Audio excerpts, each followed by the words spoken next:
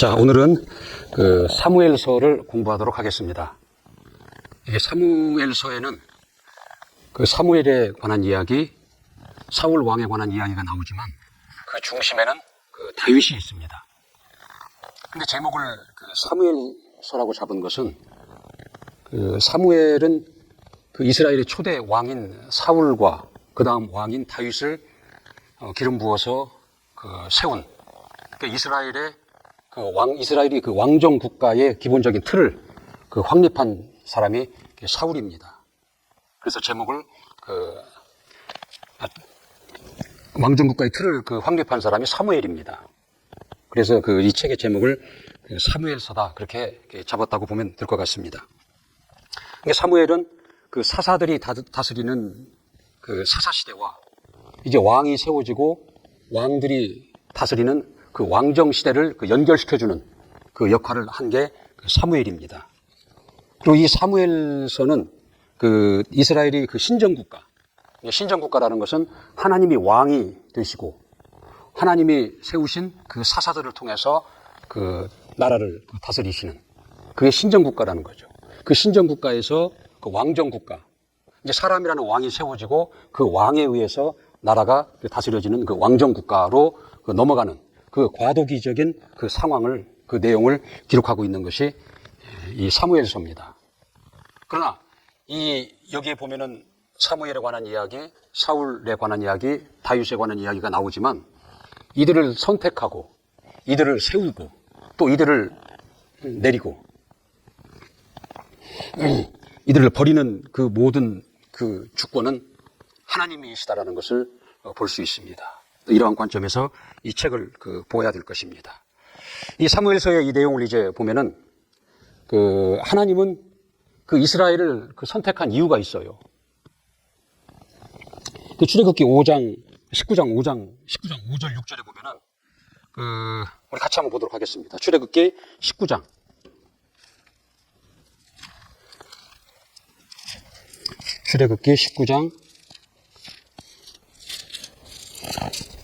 5절 6절 19장 5절 6절 시작. 세계가 다 내게 속하였나니 너희가 내 말을 잘 듣고 내 언약을 지키면 너희는 열국 중에서 내 소유가 되겠고 너희가 내게 대하여 제사장 나라가 되며 거룩한 백성이 되리라. 너희는 이 말을 이스라엘 자손에게 고할지니라 그랬거든요. 하나님은 히브리 민족을 택하시고 이들을 이스라엘이라는 국가로 세운 이유가 있으시다라는 거죠. 이들을 통해서 하나님의 뜻을 이루고자 하신 것입니다. 이들을 통로 삼아서 하나님의 뜻을 위해서 하나님의 아들이 오시는 그 길로 사용하신 것이고, 그리고 이들이 제사장 나라가 되어서 이들로 하나님을 알게 하고 하나님을 모르는 자들에게 하나님을 알게 하시고자 하시는 그 목적 하에 히브리 민족을 세우시고 이스라엘 국가로 세우신 것입니다. 그래서 아브라함을 택하시고 그 자손, 그 야곱 때에 애굽으로 그들을 인도하셔서 거기서 거대한 민족으로 성장케 하시고 그들을 다시 애굽에서 끌어내시죠. 출애굽을 하고, 그리고 그들을 광야로 이끄시고 광야에서 그들에게 명령과 규례와 법도 곧 율법을 그들에게 계시하시고 너희가 떡으로만 살 것이 아니라 하나님의 입으로 나온 말씀으로 살아야 할 것이다 라는 것을 말씀하십니다. 그들이 그 말씀을 순종할 때 복을 받았고 그 말씀을 불순종할 때 저주를 통해서 이들을 계속 그렇게 하나님의 말씀으로 살아야 될 민족이요 나라인 것을 알게 하신 것입니다. 그리고 마침내 그들을 하나님이 약속하신 가나안 땅을 취하게 하시고 그곳에서 정착하게 하신 것이다라는 거죠. 이제 하나님은 이들에게 이제 왕이 되시는 거예요. 그리고 하나님이 왕이 되셔서 이들을 안전을 지키시고 이들을 먹게 하시고 살게 하시다라는 거죠. 모든 보장을 주신 것이다라는 거죠. 그러나 이들은 하나님의 뜻대로 살아가지 않는다라는 거죠. 가나안 땅을 약속한 그 땅에 들어가면 살고 있는 그거를 다 멸절시켜라. 하나님을 모르는 그들을, 우상을 섬기는 그들을 다 멸절시키고 진멸하라고 그랬거든요. 그리고 그들이 섬기는 우상을 다 폐하라 그렇게 말씀을 하셨어요. 그러나 이들은 그 땅에 들어가서 오히려 그들과 동화가 되고 그들의 신을 섬긴다라는 거죠.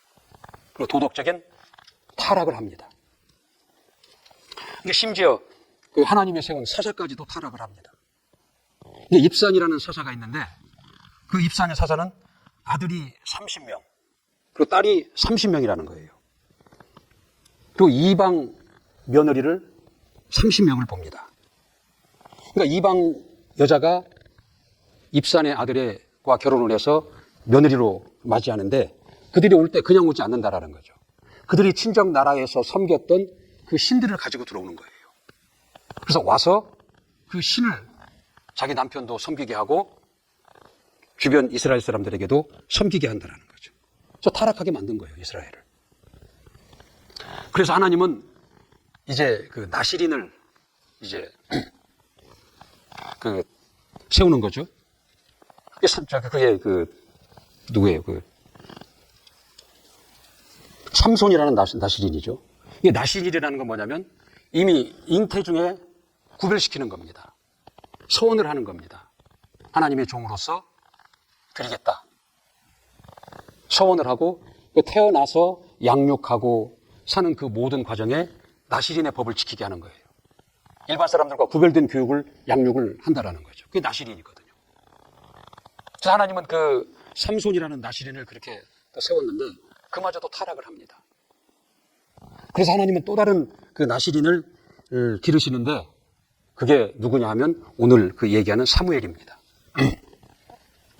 이 사무엘의 얘기를 잠깐 해보면 그 사무엘의 아버지가 그 엘가나라는 그 제사장입니다. 그 엘가나는 그 두 명의 그 부인이 있어요. 한나와 분인나라는 그 두 명의 부인이 있는데 분인나에게는 두 명의 아들이 있어요. 근데 한나는 아들이 없다라는 거죠. 하나님이 그 태를 막으셨어요. 그래서 잉태치 못하게 하셨다라는 거죠. 이 분인나는 아들이 없는 한나를 격동케 한다. 그를 무시하고 그를 약올렸겠죠. 그래서 그 한나가 한나를 격동시켰다라는 거죠. 그리고 그 한나로 하여금 심히 번민케 한 겁니다. 근데 한나는 이제 하나님 앞에 합니다. 하나님께서 내게 아들을 주시면 내 그 아들을 하나님께 드리겠나이다. 그리고 그의 머리에 삭도를 대지 않겠나이다. 이게 무슨 말이에요? 그를 나시린으로 키우겠나이다. 하나님께 드리겠나이다라고 서원을 한다라는 거죠. 그리고 결국 하나님께서 잉태케 하셔서 얻은 아들이 그가 사무엘입니다. 사무엘은 이제 젖을 뗀 후에 그 엘리 제사장에게 맡겨져서 거기서 나시린으로서 이제 양육을 받습니다. 그리고 그가 이제 성장해서 그는 그 하나님의 기대대로 이스라엘을 잘 다스렸어요. 그 내용이 그 사무엘서부에 사무엘서 우리 7장 한번 보겠습니다. 사무엘상 7장. 사무엘상 7장 4절. 시작. 이에 이스라엘 자손이 바알들과 아스다로스를 제외하고 여호와만 섬기니라 그랬거든요. 13절 14절 같이 한번 보겠습니다. 시작. 이에 블레셋 사람이 굴복하여 다시는 이스라엘 경내에 들어오지 못하였으며 여호와의 손이 사무엘에 사는 날 동안에 블레셋 사람을 막으심에 블레셋 사람이 이스라엘에게서 빼앗겼던 성읍이 에그론부터 가드까지 이스라엘에게 회복되니 이스라엘이 그 사방 지경을 블레셋 사람의 손에서 도로 찾았고 또 이스라엘과 아모리 사람 사이에 평화가 있었더라. 사무엘이 그 역할을 잘 함으로 인해서 이스라엘이 하나님을 섬기는 자로 회복이 이루어지고 그 영토도 회복이 이루어진다라는 거죠. 근데 문제는 그 사무엘의 아들 때에 일어납니다. 사무엘의 큰 아들과 그 둘째 아들, 그 요엘이라는 아들과 아비야라는 아들이 있는데 이들이 이제 아버지의 대를 이어서 제사장, 사사가 됩니다. 그리고 이들이 그 브엘세바라는 지역에서 이제 재판을 하는데 뇌물을 받아요. 뇌물을 받고 재판을 한다라는 거죠. 성경의 표현을 보면 재판을 굳게 하였다. 바르게 해야 되는데 굳게 하였다라는 거죠. 그뿐만이 아니라 그 불량한 자가 되었다고 그랬어요. 우리 사무엘상 2장 12절 한번 봅시다. 근데 그 내용을 보면 그, 그 엘리의 그 아들들이 그 불량한 자가 되어서 하나님을 알지 못하더라 그랬거든요.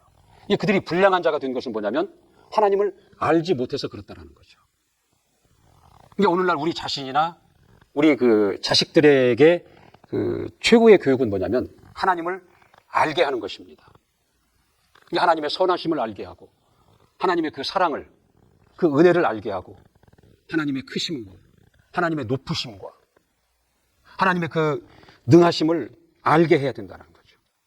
그걸 알게 되면 하나님 앞에 자신이 어떠한 존재인가를 알게 되고 그 하나님 앞에 자신이 겸손해지고 그 하나님을 경외하게 되고 그 하나님을 사랑하게 된다는 거죠. 그리고 그 하나님으로 인해서 자신이 즐거워한다는 거죠. 그러니까 이런 상태가 되면 누가 말하지 않아도 가르치지 않아도 그 죄악을 그 멀리 하게 된다는 거죠. 그러니까 우리 자손들에 대한 최고의 교육은 하나님을 알게 하는 것입니다. 그래서 힘써 하나님을 알라라고 그렇게 말씀을 하는 겁니다. 결국 이 아들들이 이제 타락을 하고 그 블레셋과의 그 싸움에서 엘리의 두 아들 홈리와 비느하스가 결국 거기서 죽게 되고 언약궤를 빼앗기게 된다는 거죠. 언약궤, 그 법궤를 빼앗긴다는 건 뭐예요? 하나님이 그들에게서 떠났다라는 얘기예요. 하나님의 영광이 그들과 함께하지 않는다라는 얘기거든요. 자, 이렇게 되니까 이스라엘의 장로들이 이제 모여서 그 사무엘에게 가서 항의를 합니다. 이제 더 이상 우린 제사장도 사사도 믿지 못하겠으니 우리에게 왕을 세워달라. 왕으로 인해서 우리를 다스리게 해달라라고 이제 요청을 합니다. 이 당시에 그 이스라엘을 제외한 그 주변의 다른 나라들을 보면은 그 왕이 있었다라는 거죠. 사람 왕이 있어서 그들을 통해서 나라를 다스리는 형태였어요. 이게 왕을 중심으로 그 중앙 집권적인 강력한 통치 체제를 이루고 있었다라는 거죠. 그러나 이스라엘은 그러하지가 못한 거예요.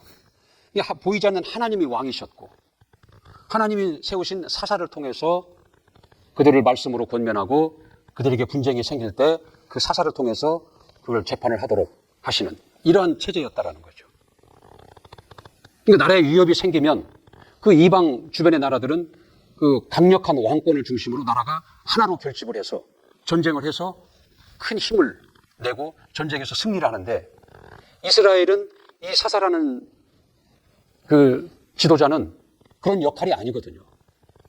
말씀으로서 하나님 백성들을 권면하고 그들의 옳고 그름을 판단해주는 그 재판관의 역할이거든요.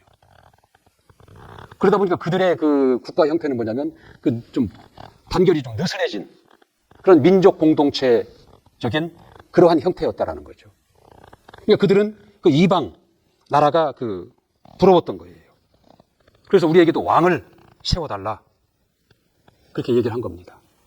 그리고 그들은 보이지 않는 하나님 왕보다 눈에 보이는 사람, 그 왕을 더 따르기를 원했던 거예요. 그러니까 근본적으로 하나님 그 왕에 대한 신뢰가 이들은 부족했다라는 거죠. 그리고 보이는 왕을 더 원했다라는 거예요.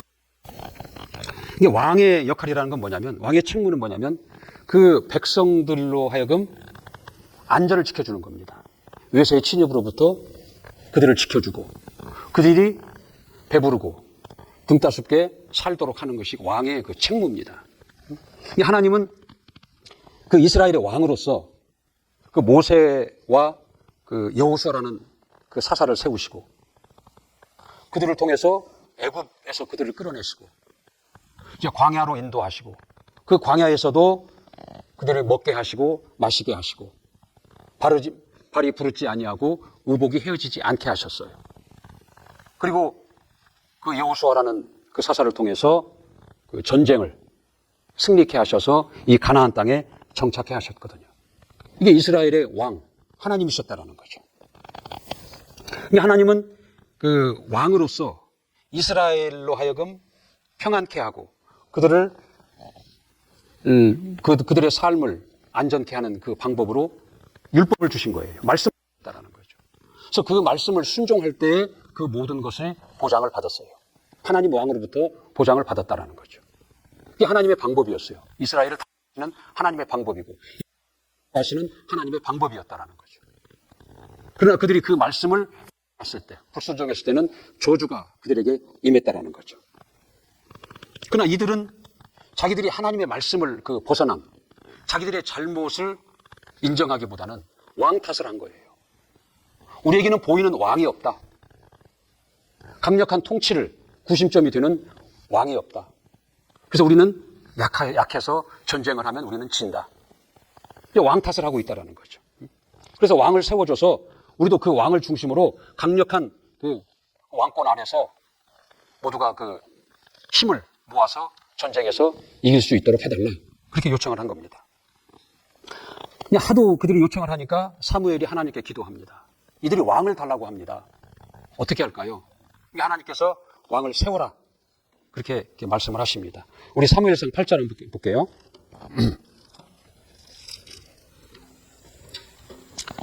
사무엘상 8장 4절부터 9절까지 한번 볼게요. 사무엘상 8장 4절부터 9절까지. 시작. 이스라엘 모든 장로가 모여 라마에 있는 사무엘에게 나아가서 그에게 이르되 보소서 당신은 늙고 당신의 아들들은 당신의 행위를 따르지 아니하니 열방과 같이 우리에게 왕을 세워 우리를 다스리게 하소서 한지라. 우리에게 왕을 주어 우리를 다스리게 하라 한 그것을 사무엘이 기뻐하지 아니하여 여호와께 기도하며 여호와께서 사무엘에게 이르시되 백성이 내게 한 말을 다 들으라. 그들이 너를 버림이 아니요 나를 버려 자기들의 왕이 되지 못하게 함이니라. 내가 그들을 애굽에서 인도하여 낸 날부터 오늘까지 그들이 모든 행사로 나를 버리고 다른 신들을 섬김같이 내게도 그리하는도다. 그러므로 그들의 말을 듣되 너는 그들에게 엄히 경계하고 그들을 다스릴 왕의 제도를 알게 하라. 하나님은 원치 않았다라는 거죠. 그러나 그들이 그렇게 요청을 하니까 하나님은 그 왕을 세우라고 말씀을 합니다. 12장 한번 봅시다. 12장 16절 18절에도 보면 12장 16절 18절 한번 봅시다. 시작. 너희는 이제 가만히 서서 여호와께서 너희 목전에 행하시는 이 큰 일을 보라. 오늘은 밀 베는 때가 아니냐? 내가 여호와께 아뢰리니 여호와께서 우레와 비를 보내사 너희가 왕을 구한 일, 곧 여호와의 목전에 범한 죄악이 큼을 너희로 밝히 알게 하시리라. 이에 사무엘이 여호와께 아뢰매 여호와께서 그날에 우레와 비를 보내시니 모든 백성이 여호와와 사무엘을 크게 두려워하니라 그랬거든요. 근데 왕을 달라고 해서 왕을 허락하셨지만 이는 하나님이 원치 않으시는 일이었다라는 거죠. 그리고 그 뒤에서 계속 이어서 뭐라고 그랬어요? 그 왕의 제도에 대해서 엄히 경계하여 그들에게 알게 하라. 그래서 너희가 아들을 낳으면 내가 그들을 전쟁터에 보내서 죽게 하겠다. 너희가 딸을 낳으면 내가 그들을 후궁으로 궁녀로 삼겠다. 그 너희의 좋은 그 농토를 빼앗아서 내 신하들에게 주겠다. 그리고 너희들의 그 수입의 소산의 10분의 1을 내가 빼앗아서 내 신하들에게 주겠다. 합법적인 그 착취 제도를 백성들에게 엄히 경계하여 알리라 하십니다. 그리고 왕을 세운다라는 거죠. 이제 하나님이 그 왕일 때에는 이들에게 착취라는 것은 없잖아요. 하나님의 말씀을 순종함으로 인해서 하나님이 그 모든 그들의 삶을 지키고 인도하고 보장하셨다는 거죠. 그리고 그들에게 문제가 있을 때에는 사사라는 지도자를 세워서 그를 통해서 옳고 그름을 분별케 하고 하나님께로 돌이키게 했다는 거죠. 그러나 이제 사람이라는 왕이 세워짐으로 인해서 이들은 합법적인 착취를 당하게 됐다는 거죠. 그러니까 이렇게 이스라엘은 신정국가, 하나님이 왕이신 신정국가에서 이 사람이라는 왕이 통치하는 왕정 국가로 이게 전환이 이루어진다는 거죠. 그래서 사무엘은 하나님의 그 말씀을 쫓아서 기스의 아들 사울에게 기름을 부어서 이스라엘의 초대 왕으로 그를 세웁니다. 그래서 사울이 이스라엘 초대 왕으로 이제 등극을 하는 것이죠. 그리고 이스라엘 그 왕과 관련하여 사무엘은 그 왕에게 지침을 내립니다. 그 지침이 뭐냐면 그 사무엘상 12장 14절에 나옵니다. 사무엘상 12장 그 14절에 보면은 너희가 만일 여호와를 경외하여 그를 섬기며 그 목소리를 듣고 여호와의 명령을 거역하지 아니하며 또 너희와 너희를 다스리는 왕이 너희 하나님 여호와를 쫓으면 좋으니라마는 이 하나님의 말씀을 쫓을 것을 지침을 내린다라는 거죠.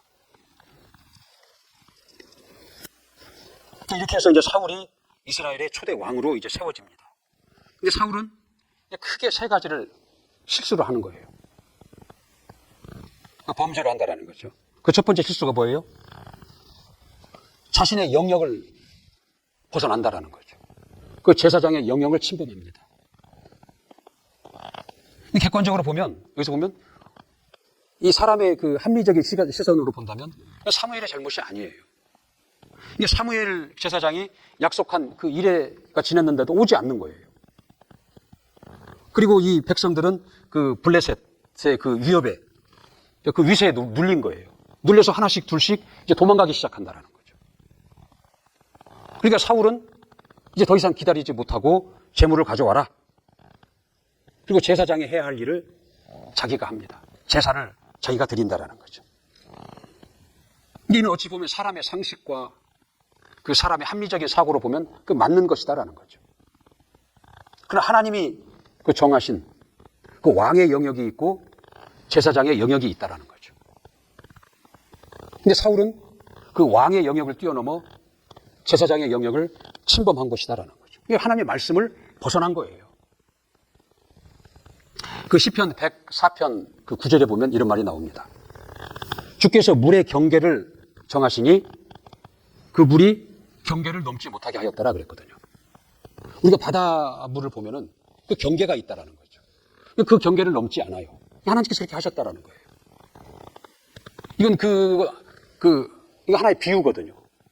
이게 하나님께서 정하신 그 경계 안에 있어라. 그 권위 아래 있어라. 이를 넘어서지 말라. 초월하지 말라라는 것을 비유로 이렇게 알게 하시는 거예요. 이게 우리도 이게 살다 보면 그 눈앞에 현실이 닥치죠. 그 현실이 닥칠 때 그 우리 사람의 그 합리적인 사고, 합리적인 그 방법대로 반응을 하는 경우가 생깁니다. 이 하나님의 그 말씀, 하나님의 성품, 하나님의 원하심을 쫓아 반응하기보다는 사람들의 합리적인 그 사고와 방법으로 반응하기가 쉽다라는 거죠. 이 사울이 한 것과 같은 것을 우리는 쉽게 따라할 수가 있다라는 거예요. 그래서 마태복음 5장 5절에 보면은 온유한 자는 복이 있나니 그랬거든요. 이 온유한 자라는 건 뭐냐면 말씀에 길들여진 자를 얘기합니다. 말씀에 길들여진 자가 복이 있다라는 거예요. 그래서 그런 자가 하나님의 보호를 받고 하나님의 인도를 받으며 그 복된 약속을 누리며 살게 된다라는 거예요. 그 사울의 두 번째 실수는 뭐냐면 거기에 취한 모든 것들을 다 그랬거든요. 왕을 죽이질 않아요. 거기서 그 노획물로 획득한 좋은 양과 그 소를 남겨요. 죽이지 않고. 이 명분 좋아요. 이 좋은 것으로 하나님께 제사를 하려고 그랬다라는 거죠. 그 명분은 좋다라는 거죠. 우리 15장 한번 볼까요? 15장 21절 23절까지 시작. 다만 백성이 그 마땅히 멸할 것 중에서 가장 좋은 것으로 길갈에서 당신의 하나님 여호와께 제사하려고 양과 소를 취하였나이다. 사무엘이 가로되 여호와께서 번제와 다른 제사를 그 목소리에 순종하는 것을 좋아하심같이 좋아하시겠나이까. 순종이 제사보다 낫고 듣는 것이 수양의 기름보다 나으니 이는 거역하는 것은 사술의 죄와 같고 완고한 것은 사신 우상에게 절하는 죄와 같음이라. 왕이 여호와의 말씀을 버렸으므로 여호와께서도 왕을 버려 왕이 되지 못하게 하셨나이다. 이 두 번째 실수를 한다는 거죠. 실수라기보다는 하나님의 말씀을 거역한 거예요. 세 번째는 뭐냐면 무당을 찾아가서 도움을 구합니다. 더 이상 방법이 없으니까 무당을 찾아가서 도움을 구한다는 거죠. 우리 시편 한번 볼까요? 시편 146편 한번 봅시다. 시편 146편 시편 146편 3절 한번 봅시다. 3절 시작. 방백들을 의지하지 말며 도울 힘이 없는 인생도 의지하지 말지니. 그랬거든요. 방백이라는 거예요. 세상의 권력자를 얘기합니다. 힘 있는 자. 그들을 의지하지 말며 도울 힘이 없는 인생도 의지하지 말라. 이렇게 말씀하십니다. 그 146편 5절 봅시다. 야곱의 하나님으로 자기 도움을 삼으며 여호와 자기 하나님에게 그 소망을 두는 자는 복이 있도다. 그랬거든요. 하나님은 하나님을 의지하고 하나님께 도움을 청하는 것을 원하시는 거예요. 근데 사울은 무당을 찾아가서 도움을 구한다는 거죠. 결국 어떻게 돼요? 사울에게서 하나님이 떠나버립니다. 하나님이 떠나고 마지막에 자살로 그 생을 마감하게 된다는 거죠. 그렇게 해서 사울이 끝나고 다윗 진짜 시작이 되죠. 사울이 죽고 새 왕을 다시 세우는 거예요. 그게 누구냐면 그게 다윗입니다. 이새의 아들 다윗입니다. 그 다윗은 그 이새의 아들 중에서도 관심을 끌지 못하는 자였어요. 말제 마지막에 있거든요.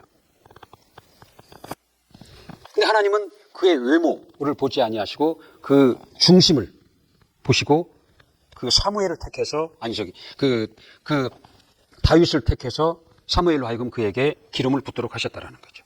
우리 사무엘상 16장 7절 한번 볼까요? 시작. 여호와께서 사무엘에게 이르시되 그 용모와 신장을 보지 말라. 내가 이미 그를 버렸노라. 나의 보는 것은 사람과 같지 아니하니 사람은 외모를 보거니와 나 여호와는 중심을 보느니라. 사람은 외모를 보지만 하나님은 그 사람의 중심을 보신다라는 거죠. 그렇게 해서 이제 그 다윗이 기름 부음을 받고 그 이스라엘의 왕으로 이제 등극을 하게 됩니다. 그리고 이제 그가 이제 그 등극하기 전에 그가 그 형에게 그 도시락을 전달하러 가서 거기서 그 다윗과의 골리앗과의 싸움을 하게 되는 것이죠. 그래서 그 싸움에서 그가 이김으로 인해서 갑자기 전국적으로 유명한 사람이 돼버리는 거예요. 그 다윗이. 근데 그 싸움을 보면 좀 특이합니다. 그러니까 이스라엘을 대표해서 다윗이 나가고 그다음에 그 블레셋을 대표해서 골리앗이 나온다라는 거죠. 그 대표 두 사람이 싸워서 이기면 그 나머지 나라가 다 이기는 거예요. 나머지는 전쟁도 하지 않고 승리를 한다라는 거죠. 그러니까 다윗이 이김으로 인해서 이스라엘이 승리를 하는 것이다라는 거죠. 그러니까 우리 그 아담 이후로 그 지금까지 수많은 인종이 있고 수많은 사람들이 태어나고 죽고 지금도 수많은 사람들, 수많은 인종들이 살아있지만 그 영적으로 보면은 두 사람밖에 없는 거예요. 이게 첫 아담과 그 마지막 아담, 둘째 아담인 예수 그리스도라는 그 두 사람 안에 다 속했다라는 거죠. 수많은 인종과 수많은 사람들이 있지만 결국은 그 두 사람 안에 속한 사람들이라는 거죠. 결국은 많은 인류가 있지만 결국 두 사람밖에는 없는 것이다라는 거죠. 우리 고린도전서 15장 45절 한번 봅시다. 고린도전서 15장 45절.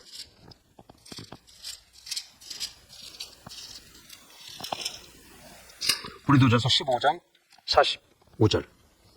시작. 기록된 바 첫사람 아담은 산 영이 되었다 함과 같이 마지막 아담은 살려주는 영이 되었나니. 마지막 아담이란 예수 그리스도를 얘기하는 겁니다. 마지막 아담은 살려주는 영이 되었나니 그랬거든요. 이게 첫사람 아담과 마지막 아담인 예수 그리스도, 이 두 사람밖에 없는 거예요. 15장 22절 한번 봅시다. 자, 아담 안에서 모든 사람이 죽은 것 같이 그리스도 안에서 모든 사람이 삶을 얻으리라. 그 범죄한 첫사람 아담 안에 속했다면 모든 사람이 다 죽었다라는 거예요. 그러나 그에게서 나와서 그리스도 안에 속한 자는 다 산 자가 되는 것이다라는 거죠. 로마서 5장 17절 한번 봅시다. 앞에 있는 로마서 5장 17절. 로마서 5장 17절, 19절까지 한번 봅시다. 시작. 한 사람의 범죄를 인하여, 아담이죠. 한 사람이라는 게. 한 사람의 범죄로 인하여 사망이 그 한 사람으로 말미암아 왕노릇했다라는 거죠. 모든 인류에게 왕노릇을 했다라는 거죠.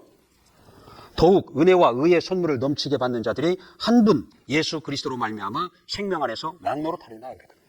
예수 그리스도 안에 속한 자는 생명 안에서 왕노릇한다라는 거죠. 그런즉 한 범죄로 많은 사람이 정죄에 이른 것 같이 의의 한 행동으로 말미암아 많은 사람이 의롭다 하심을 받아 생명에 이르렀느니라. 한 사람이 순종치 아니함으로 많은 사람이 죄인 된 것 같이 한 사람의 순종으로 많은 사람이 의인이 됨이라 그랬거든요. 한 사람의 순종치 아니함, 곧 아담의 순종치 아니함으로 모든 사람이 다 죄인이 된 것 같이 한 사람의 순종, 예수 그리스도의 순종하심으로 많은 사람이 의인이 되었다라는 거죠. 대표입니다. 대표. 침례는 뭐냐면 첫 아담인 아담에게서 죄에 속한 자에게서 빠져나와서 마지막 아담, 둘째 아담인 예수 그리스도에게 속한 것이 그게 침례입니다. 우리가 전도는 뭐냐면은 그 첫사람 아담에게서 빠져나와서 둘째 아담인, 마지막 아담인 예수 그리스도에게로 옮겨와라. 그게 전도입니다. 근데 이 승리로 인해서 오히려 사울 왕으로부터 쫓기는 자가 됩니다. 사울 왕이 이 다윗을 이제 시기함으로 인해서 쫓기게 된 다윗은 사울 왕에게 쫓김을 당하게 된다라는 거죠. 여인들이 노래를 합니다. 이게 사울이 죽인 자는 천천히요, 다윗이 죽인 자는 만만이라 그렇다거든요. 그러나 이게 다윗은 자기를 죽이려고 쫓아오는 그 사울을 죽일 수 있는 기회가 오는데도 죽이지 않습니다. 그건 하나님이 원치 않는 일이기 때문에 그랬다라는 거죠. 그 사무엘상 24장 6절에 보면은 내가 내 손을 들어 여호와의 기름 부은 자를 해하지 아니하리라. 하나님이 기름 부은 자를 내가 해하지 않겠다라는 거예요. 비록 그가 나를 죽이려고 쫓아왔고 내가 그를 죽일 수 있는 기회가 있지만 내가 그를 죽이지 않겠다라는 거죠. 왜? 하나님이 그를 기름 부었기 때문에 그렇다라는 거죠. 근데 하나님은 다윗의 이런 성품을 보시는 거예요. 결국 그 사울은 블레셋과의 싸움에서 그 아들과 함께 결국은 죽고 다윗이 이제 이스라엘의 왕으로 드디어 올라서게 됩니다. 그래서 하나님은 그 나단 선지자를 통해서 그 다윗의 그 왕위가 영원히 보존되고 견고할 것이다 라고 말씀을 합니다. 그리고 그가 어디서 누구와 싸우든지 그가 이기게 하시겠다라고 약속을 한다라는 거죠. 그래서 다윗의 그 통치 아래에서 그 이스라엘은 정치적으로, 영적으로, 군사적으로, 영토적으로도 최고의 번성기를 누립니다. 그리고 빼앗겼던 언약궤, 법궤를 다시 찾아온다라는 거죠. 근데 다윗이 결국은 그 인간의 연약함을 이기지 못하고 결국 그 우리아의 아내를 범하잖아요. 그를 간음하고 더 나아가서 그 남편을 전쟁터에 나가서 죽게 한다라는 거죠. 간음죄와 살인, 교사죄를 이제 범하는 거예요. 그러나 그는 나단 선지자의 그 죄를 지적을 받죠. 그는 깨닫고 진심으로 회개함으로 하나님으로부터 용서를 받아요. 그리고 솔로몬이라는 아들을 얻는다라는 거죠. 그러나 그가 하나님으로부터 용서를 받았지만 그 죄의 대가가 남아있다라는 거죠. 그래서 그 사건 이후로 그 비극적인 사건이 일어납니다. 그리고 종전과 같은 그 회복이 일어나지가 않아요. 그래서 그 과정에서 보면은 그 밧세바의 그 사이에서 난 아들이 죽죠. 아들이 죽게 되고. 그리고 그 다윗의 아들 암논이라는 아들이 있는데 그 아들이 이복 여동생을 범합니다. 그 다말이라는 이복 여동생을 범한다라는 거죠. 이게 이제 그렇게 되니까 다말의 오빠, 압살롬이라는 다말의 오빠가 결국은 자기 이복 형이죠. 이복 형인 암논을 죽이고 자기 아비 다윗에게 반역을 해요. 다윗이 그에게 아들을 피해서 쫓겨나는 지경까지 가게 된다라는 거죠. 이러한 일이 생긴다라는 거죠. 그리고 그의 말년에는 하나님이 원치 아니한 인구조사를 하죠. 그 인구조사를 함으로 인해서 7만 명이 온역으로 죽게 되는 일이 벌어집니다. 그러니까 그가 비록 회개함으로 인해서 용서는 받았지만 그 죄로 말미암은 대가를 혹독히 치른다라는 거죠. 그러나 우리는 예수 그리스도로 말미암아 다 속함을 받은 겁니다. 빚갚을 속자라고 그랬죠. 대속을 받는다는 거죠.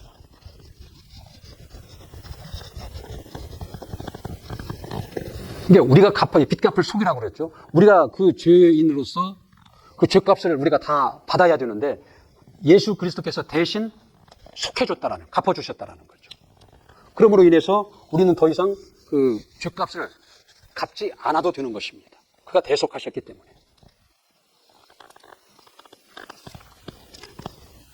그러니까 우리의 죄를 대속해 주셨고, 죄로 말미암아 치러야 될 영원한 사망과 저주를 그가 대속해 주셨다라는 거죠. 우리는 그 예수를 믿음으로 인해서 죄로 말미암은 그 저주로부터, 우리 영혼의 사망으로부터 우리는 그 벗어난 자, 자유케 된 자라는 것이죠. 그러니까 이스라엘은 많은 그 우여곡절 끝에 이 가나안 땅을 차지하죠. 그러니까 이스라엘이 잘해서 하나님께서 그 땅을 차지하는 것이 아니라, 그는 하나님이 그 아브라함에게 약속하셨다라는 거죠. 이 땅을 너희 자손들에게 주리라 한 그 약속을 하나님은 지키신 거예요. 그들이 불순종하고 하나님을 원망하고 우상을 섬겼지만 그들은 하나님의 약속을 지켜서 결국은 그들로 하여금 그 약속의 땅을 차지하고 그 땅에 정착하도록 하셨다라는 거죠. 그러나 이제 그 약속을 지킨 이후에 이들은 이제 하나님을 떠나버리잖아요. 신정국가에서 왕정국가를 원해서 왕을 세워줌으로 인해서 하나님이 이스라엘의 왕으로서의 책임을 벗어버린 거예요. 그러니까 더 이상 하나님의 백성이 아니다라는 거죠. 그들이 사람이 세운 왕의 백성이 된 겁니다. 그래서 그들이 가는 대로, 그 왕이 하는 대로 내버려 두는 거예요. 하나님이 왕이 아닌 사람의 왕이 세워짐으로 인해서 그 왕의 한계를 벗어나지 못하는 게 이스라엘이 됩니다. 그 왕이 연약하면 그 나라의 백성들도 연약해지는 거고, 그 왕이 잘못 인도하면 그 잘못 인도함을 따라서 거기서 어려움을 당하는 것이다라는 거죠. 그러니까 사람이 세운 왕의 한계를 벗어나지 못한다는 거죠. 하나님이 왕이셨을 때는 사람의 한계를 뛰어넘는 이적을 그들은 경험했고, 그 하나님으로 말미암은 결과를 그들은 봤다라는 거죠. 그 체험했다라는 거죠. 더 이상 왕이 아니기 때문에 그들은 그런 걸 더 이상 체험할 수가 없는 거예요. 더 이상 기대할 수가 없었던 것이다라는 거죠. 그래서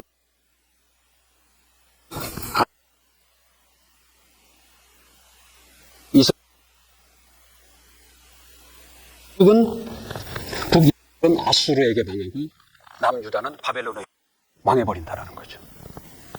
그리고 그 남유다의 왕조, 그리고 그 지식인들이 바벨론으로 강제 이주를 당하고 거기서 72년 동안 종노릇, 포로 생활을 한다라는 거죠. 이스라엘이 누구예요? 하나님이 택하신 하나님의 백성입니다.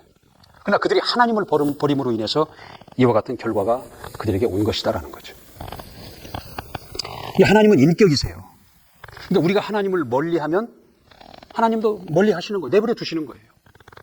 그러나 우리가 하나님을 가까이 하면, 하나님과 친밀하려고 하면 할수록 하나님은 우리와 함께 하시고 우리의 주인이 되시고 우리의 아버지가 되셔서 우리를 인도하시고 우리를 보호하시고 우리를 하나님의 약속 가운데에 거하게 하신다라는 거죠.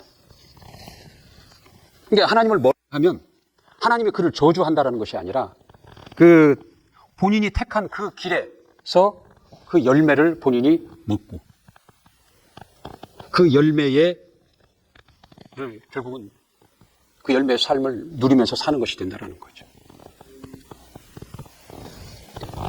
하나님은 아무런 아쉬움이 없는 거예요. 너희가 태도를 어떻게 할 것인가? 하나님을 가까이 할 것인가? 하나님을 멀리 할 것인가? 너희가 결정하라는 것이거든요. 너희가 결정하면 하나님은 거기에 따라서 가는 자는 내버려 두시는 거고, 하나님께 가까이 나오는 자들을 더욱 하나님과 가까이 하게 하시고 그 약속된 복을 누리게 하신다라는 것입니다. 자, 오늘은 여기까지 하겠습니다.